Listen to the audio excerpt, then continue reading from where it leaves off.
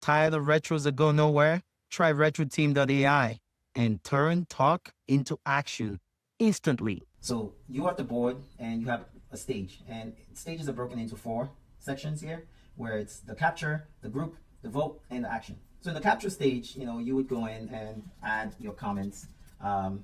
Pick if you want to be you or if you want to be anonymous, and you create your comment. So you go ahead and create a bunch of comments, and within the stage at any point in time, you can also view it in a larger, more focused mode. You can also click on here that you're actually done, and everyone on the board and the team will actually see it.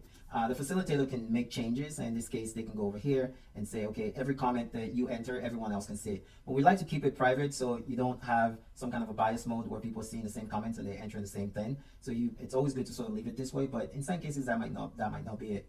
So that's the capture stage. And then you go to the next stage, which is a grouping stage. And in this case, you add a bunch of comments again.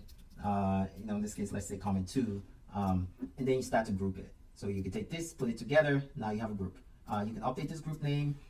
Call it comments, and now it has a name. You can expand it to see what the comments are.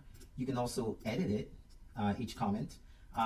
You can delete the comment, or you can detach this comment, or detach the whole comment. So you can say, I want to detach everything. So they're all out, and they're all going to be detached. Now you go to the voting stage. Here you've been asked to pick how many votes you want. You get 20 max, so you could up this or bring it down a little bit, confirm it. You can always go in here and toggle to get the votes, or you can go back in there and update the votes as well, and that would update over there. In the group stage, you can also add tags. Tags are really, really important because it's good for you to know over time how your team is doing. So if your team has been collaborating a lot, or in speed, especially if it's specific to this group. And you can enter your own custom tags, like happy, let's say team has been happy, so you created your own tags. When you exit out of it, it saves it, and so you have a tag, and this tag is really good for the analytics over time. So back to the vote stage. You vote in, you're done voting, everyone knows you're done, and then you move on to the action stage. This is the last stage where you can pick and choose what you want to have conversation about, and still add more comments in here depending on new things do come up. And you can close it out or open everything all out.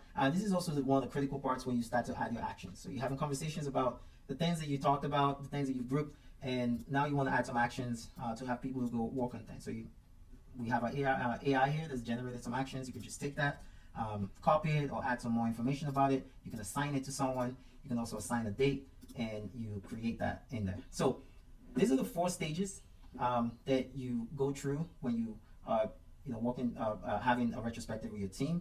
And I hope much for using RetroTeam, and I'll be adding more videos.